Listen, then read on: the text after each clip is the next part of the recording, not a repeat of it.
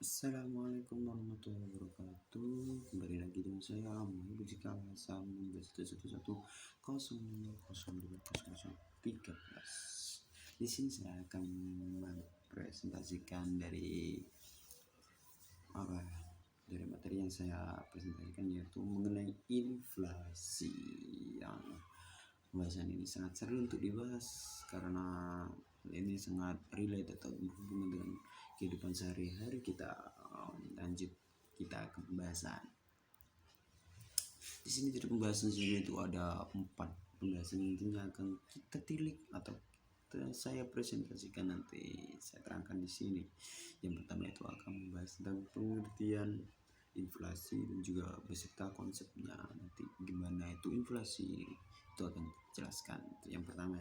Untuk yang kedua itu adalah penyebab inflasi, karena tidak mungkin kan ada inflasi kalau tidak ada penyebabnya, nantinya akan memicu adanya inflasi seperti itu. Kemudian yaitu adalah indikator inflasi, karena ada penyebab, nanti juga ada indikator. Apa sih indikator? Indikasi adanya inflasi atau apa, sehingga nanti dapat memicu adanya inflasi. Kemudian untuk yang terakhir itu mengenai apa sih Islam, inflasi ini, dan penanganan inflasi menurut Islam sendiri, atau kebijakan Islam dalam mengatasi inflasi sendiri. Mungkin kita lanjut untuk pembahasan yang pertama. Di sini mungkin untuk pembahasan pertama, yaitu inflasi itu dibagi atas 2 pengertian. Yaitu pertama menurut ekonomi konvensional, yang mana inflasi sendiri yaitu kegiatan atau peristiwa yang cakupannya secara moneter, dan juga dalam inflasi sendiri nantinya itu menimbulkan atau berakibat pada penurunan mata uang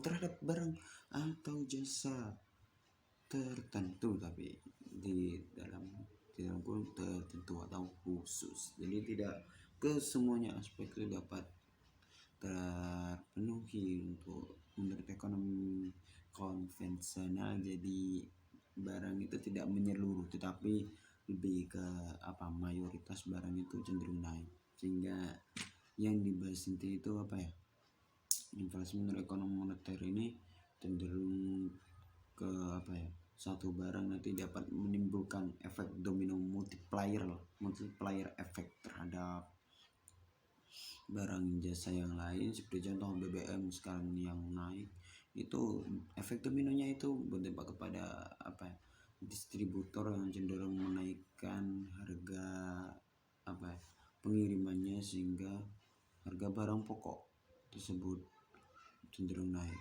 akibat distribusi yang cenderung melonjak tinggi. Kemudian itu ada pembahasan tentang oleh ekonom Islam, yang mana inflasi sendiri yaitu adalah sebuah peristiwa kenaikan harga barang dan jasa yang secara umum. Jadi hal ini secara umum, bukan secara khusus ya. Tidak cenderung pada pokok barang-barang atau jasa pokok yang cuma satu, itu tidak, itu secara menyeluruh kalau menurut Islam, dan juga mengalami kenaikan terus menerus dalam waktu satu periode. Jadi hal ini itu terjadi secara terus menerus, jadi tidak nanti ada inflasi besok tidak, itu bukan. Sekarang ada kenaikan, kalau bisa turun berarti itu bukan efek inflasi atau bukan merupakan inflasi menurut Islam. Dan juga itu terjadi secara dalam kurun waktu satu periode. Jadi kalau tidak satu periode, atau kita dapat simpulkan seperti 1 tahun lah, atau ukuran 1 periode sendiri, itu bukan merupakan inflasi. Jadi jika kenaikan harga selama 9 bulan atau 10 bulan itu bukan merupakan inflasi, karena tidak mencapai syarat, yaitu selama 1 periode.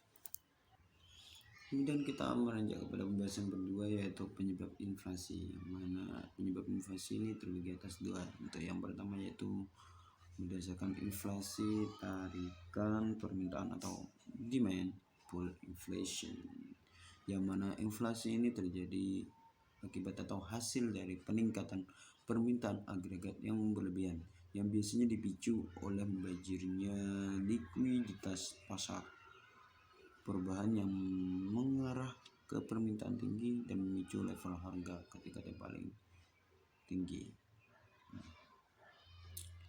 Dan hal ini juga dapat meningkatkan permintaan barang dan jasa dan faktor produksi tersebut naik sehingga memicu harga barang dan jasa itu naik. Kemudian untuk yang kedua sendiri itu ada inflasi desakan biaya. Hal inflasi ini terjadi akibat kelangkaan yang diakibatkan oleh desakan biaya. Contohnya desakan biaya yang sekarang itu ada BBM. Jadi para distributor menaikkan harga pengirimannya sehingga mendesak produsen atau penjual tersebut menaikkan harga karena desakan harga barang harga pengiriman yang melonjak tinggi. Sedangkan Islam sendiri memandang inflasi itu berdasarkan atas dua penyebab. Kalau di dalam Islam, yang pertama itu adalah natural inflation, yang mana seperti artinya sendiri, yaitu inflasi akibat alami atau inflasi yang cenderung bersifat mengalir atau ada sendiri karena tidak ada buatan. Hal ini diakibatkan oleh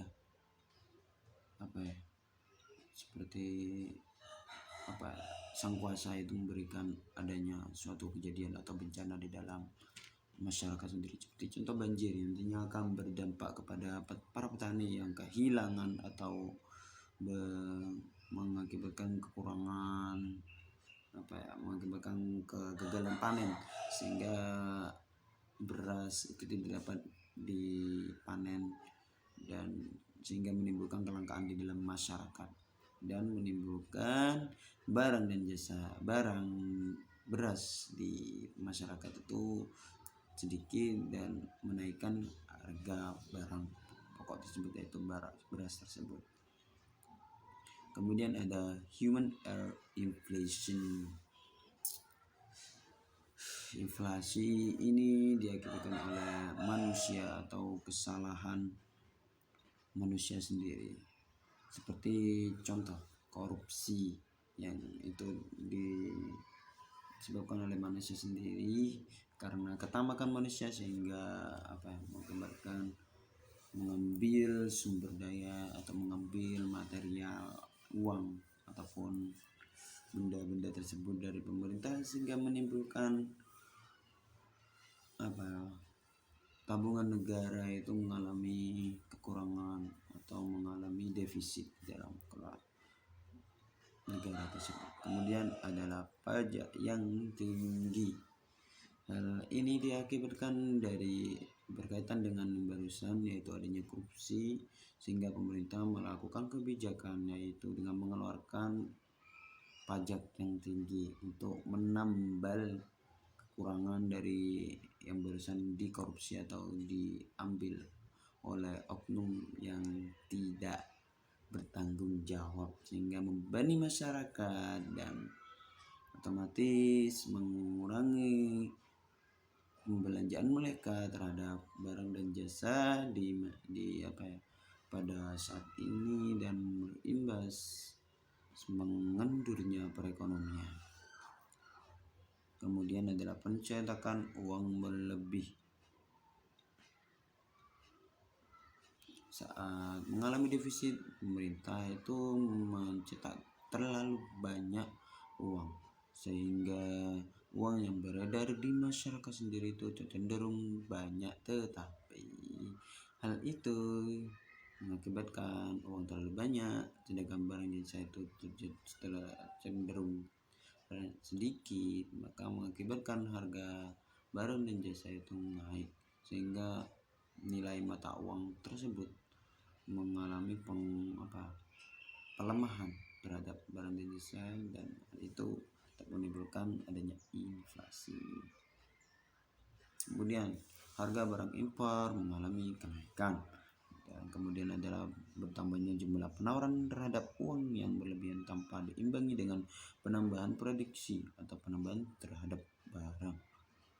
Kemudian adalah kacaunya sistem politik dan ekonomi yang berimbas kepada perekonomian dalam negara tersebut, sehingga ada kacau atau morat-marit di dalam dalam suatu negara yang berimbas pada perekonomian di dalam negara tersebut.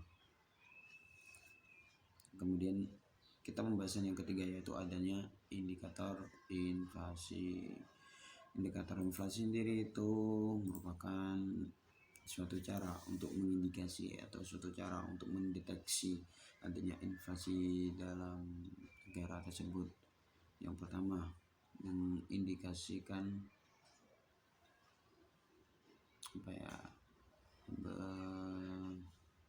terjadi karena penyebab alami manusia sendiri yang mengakibatkan adanya permintaan dan penawaran itu menjadi berkurang. Kemudian untuk pembahasan selanjutnya itu adalah inflasi aktual atau inflasi yang sebenarnya. Ketika inflasi ini terjadi ketika peminjam usaha meminjam modal atau peminjam bisnis kepada lembaga bank atau lembaga peminjam itu tidak dapat melunasi modal yang seharusnya sudah dapat dibayar tetapi tidak bisa dibayar, sehingga mengalami penunggakan dan menambah jumlah bunga yang nantinya akan mengakibatkan untuk menambah pembayaran tersebut. Kemudian adalah inflasi taraf permintaan dan dorongan biaya. Inflasi ini terjadi akibat kenaikan harga yang terjadi ketika permintaan agregat meningkat lebih besar dari total pasokan. Artinya inflasi ini terjadi ketika pendapatan negara lebih besar dari pendapatan potensial. Dorongan biaya inflasi disebabkan oleh inflasi. Karena kenaikan harga itu biasanya ketika diminta bahan baku lebih dari penawar, harga akan naik karena pabrik membayar lebih bahan baku yang mereka tetapkan harga produk akhir yang lebih tinggi untuk pedagang, dan pedagang nantinya menaikkan harga barang itu akan dengan konsumen yang digunakan. Kemudian adalah deflator PDB yang nantinya akan mendeteksi adanya inflasi tidak di dalam negara tersebut, yaitu dengan mengukur deskriptif tingkat harga produk akhir. Deflator produk domestik bruto ini PDB ini menggambarkan pengukuran level harga barang akhir dan jasa yang diproduksi di dalam suatu ekonomi. Deflator ini dihasilkan dengan membagi PDB atas dasar harga nominal dengan PDB atas dasar harga konstan. Kemudian untuk membahasnya yang terakhir itu ada kebijakan Islam dalam mengatasi inflasi, yaitu yang pertama dengan himbauan moral, mendorong produksi bangsa, subsidi langsung pada masyarakat seperti BLT, kemudian ada perbaikan infrastruktur seperti jalan dan lain-lain, dan juga menciptakan insentif pertumbuhan ekonomi masyarakat kecil.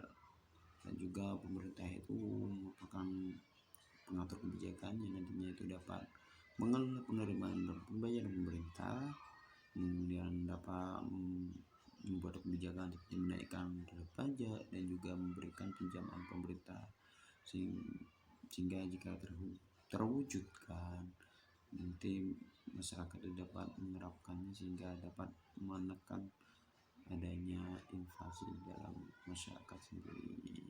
Mungkin cukup dari penjelasan yang saya sebutkan itu. Untuk selanjutnya, mohon maaf bila ada salah dan dalam tutur kata saya. Wabillahi taufiq wal hidayah. Wassalamualaikum warahmatullahi wabarakatuh.